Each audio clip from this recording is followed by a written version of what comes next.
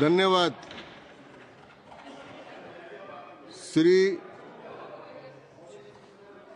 Tiruchi Shiva.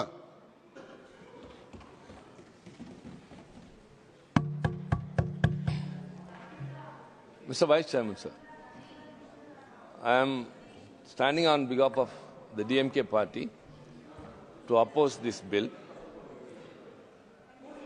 The Tamil Nadu Legislative Assembly has passed a unanimous resolution not to pass this bill, but the government is on its process. We reject the bill in its entirety because it is legally flawed, constitutionally indefensible, and morally reprehensible. Sir, why a certain community is being targeted is our question. I don't want to go into the merits of the bill or in detail because many others have spoken. Moreover, it is of no use. It's a futile exercise because this government has got ears, but it won't listen to the opposition views. It has got eyes, but will not see those who are suffering out of anything. Beautiful. It has a mouth only to spare words against the opposition and have hands to unleash power against the marginalized. Sir, the intention is very important.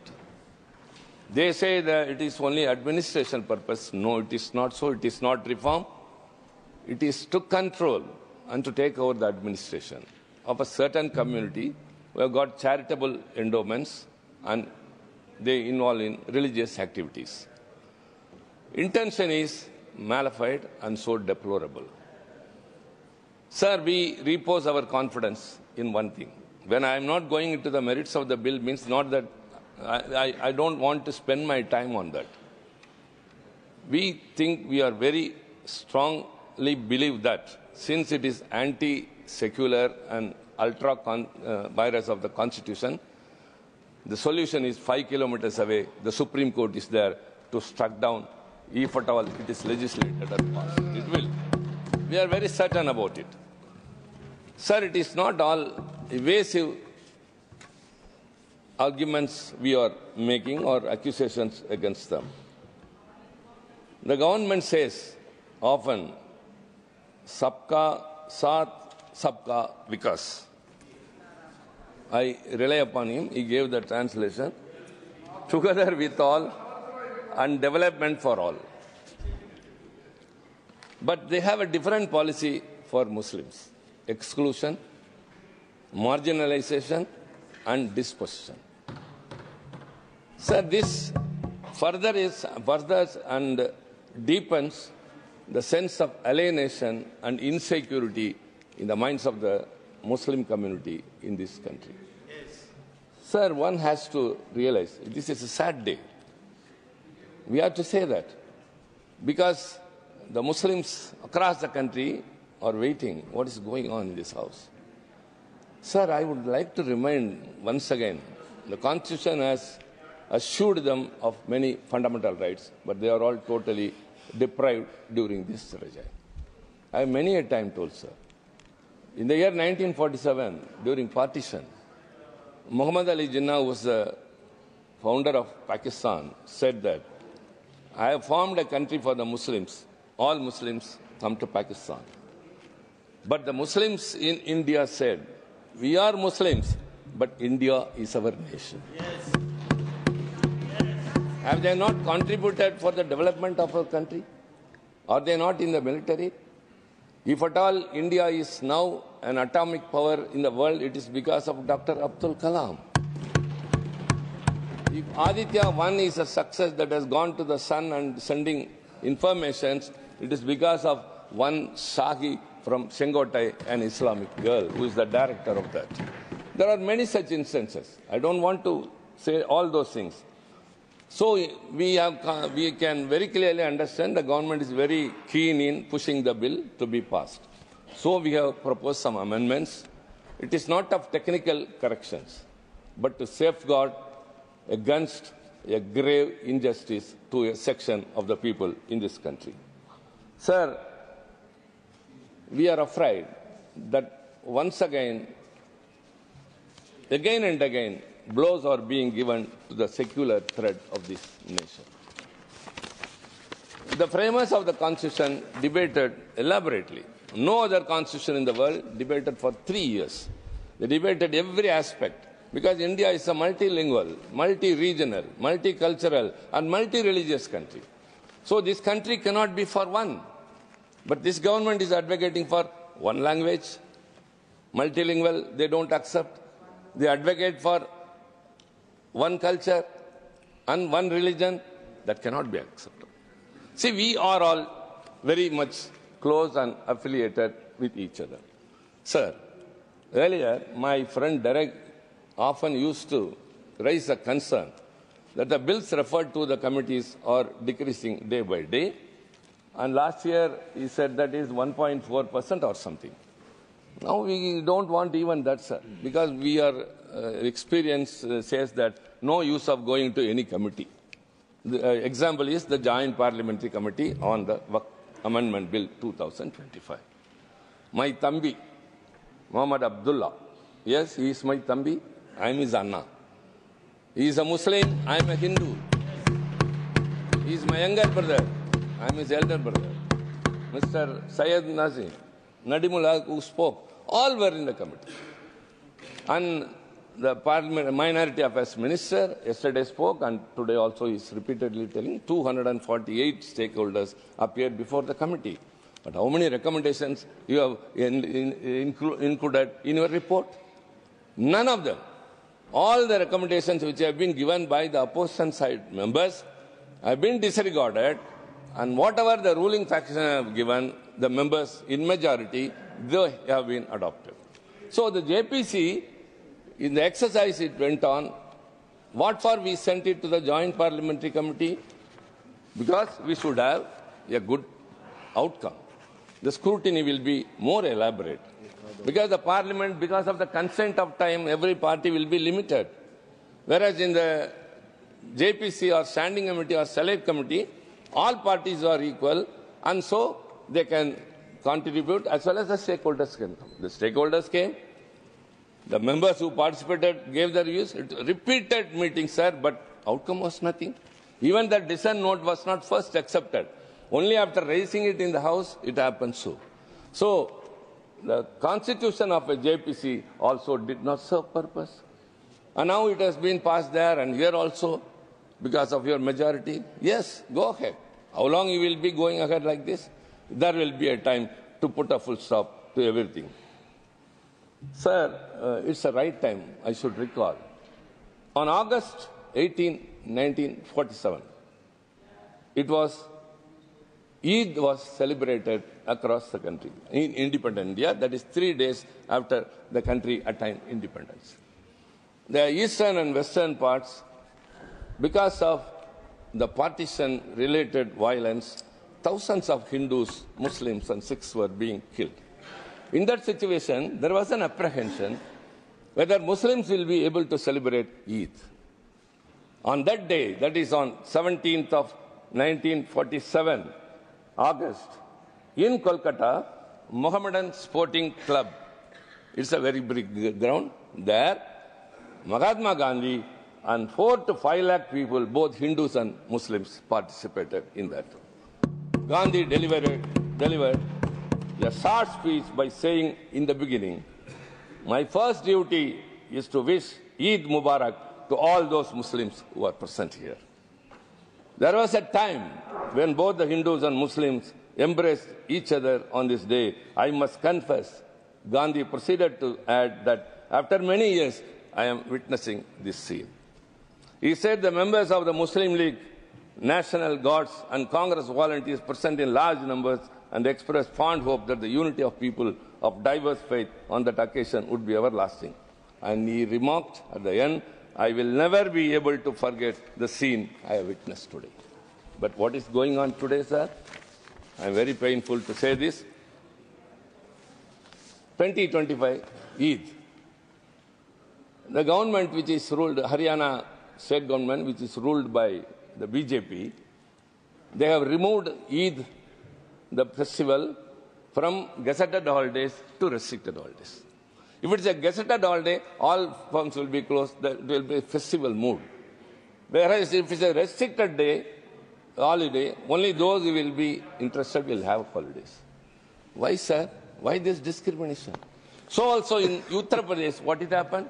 On the Eid, the officials have come and warned that on the day of Holi, they said 200 mosques have been covered by tarpaulins because it should not be seen. And they have also been insected, fell on a Friday. It may be 52 times in a year, Friday comes. If at all you don't want to namaz, do it inside or even in your terrace. This happened. When Gandhiji at the time of partition violence was going on, could gather people from both community and was felicitating them, Eid Mubarak. In this independent country, after 75 years of independence, and we have, our constitution has been adopted, a state government is preventing the Muslims to celebrate, and during a Holi, it is being assumed. It is being assumed that the Muslims will not tolerate Holi. Who said? They are also very happy. I'll cite an example. It's only depending upon the role of the leadership always decides the peaceful life or not of the people. In Tamil Nadu, sir, Madam Finance Minister is here. On Ganesh Chaturthi, there will be a procession of Hindus carrying the idols of Ganesh. On the way, Muslims will be standing in crowd and offering them cool drinks and sarbat. Yes. Expressing solidarity. That is my state. And moreover, Kerala also. In all the states where the opposition parties are ruling, we see this. We live in solidarity. And there is one Punainallur Mariamman Koil in Tanjavur. Kumbhabhishekam was there. Muslim women came to give gifts to that Ma idol in that. What is that, sir? When in Tamil Nadu, Kerala, West Bengal or Telangana, we all are living in solidarity. The festival of one and the other is being celebrated in unity, whereas Haryana state government is removing it from the gazetted holiday, and the Uttar Pradesh government is not allowing them to come out on Holi. Means, are we living in an independent country? Are we in a republic country? This is the mindset of this government. The BJP's one of the agenda is only that.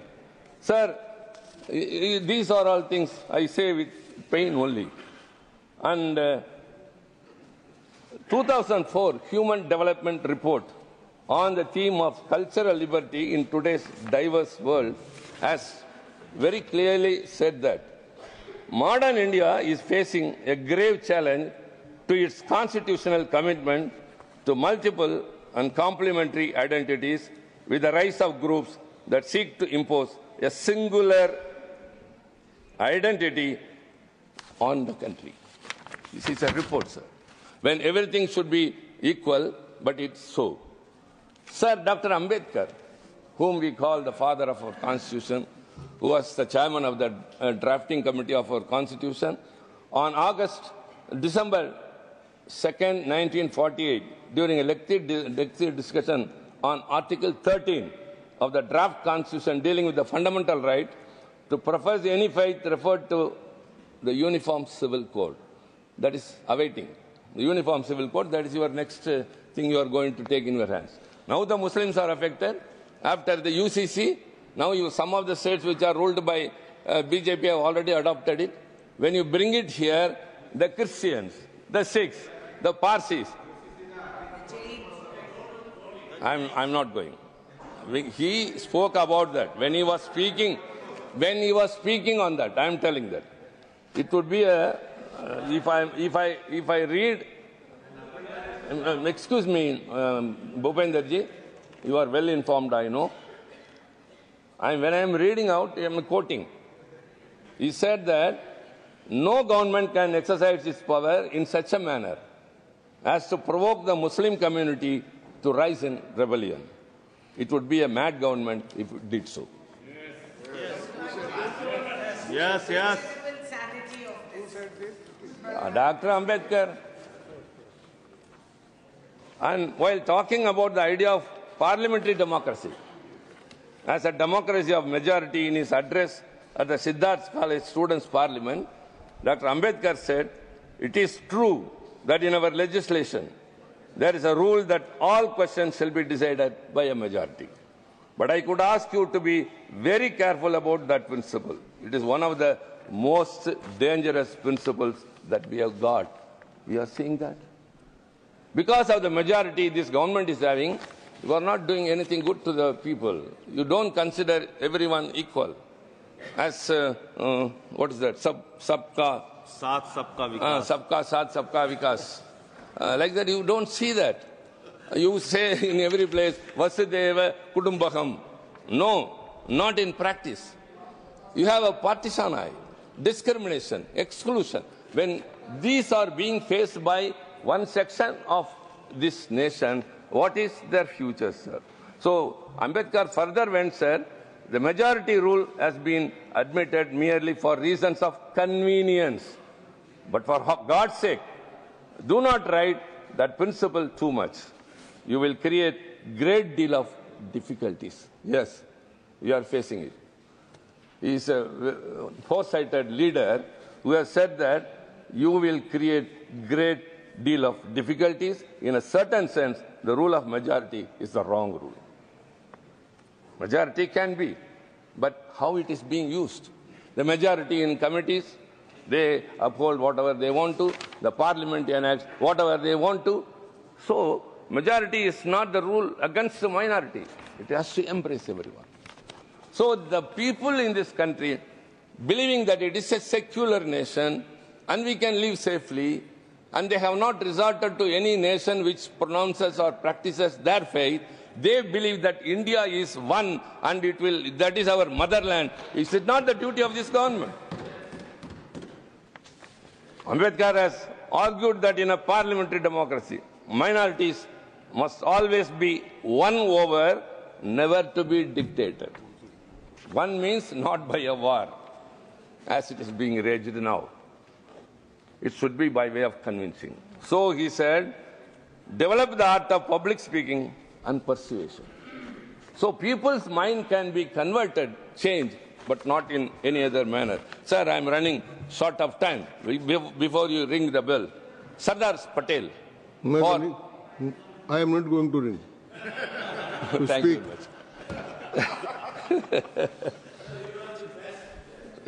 much. Thank you very much.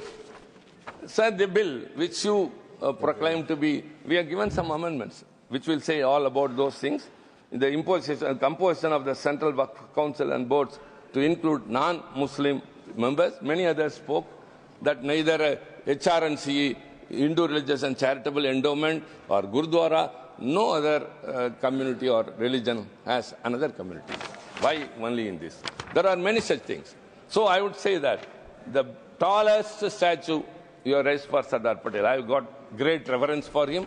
But for him, the India we are seeing today would not have been. He is called as the Iron Man of India. Because of him, this country, when it became independent, when it was shattered by and ruled by Maharajas and Nawabs and Nizams, he only made this country. I have much reverence, and they have much more. That's why they erected that statue. Sardar Patel, again to remind them, they often forget, conveniently. Sardar Patel spoke, he emphasized the importance of minorities, trusting the majority's good sense and fairness, advocating for a secular state where all communities feel equal and have a place in national life. Yes.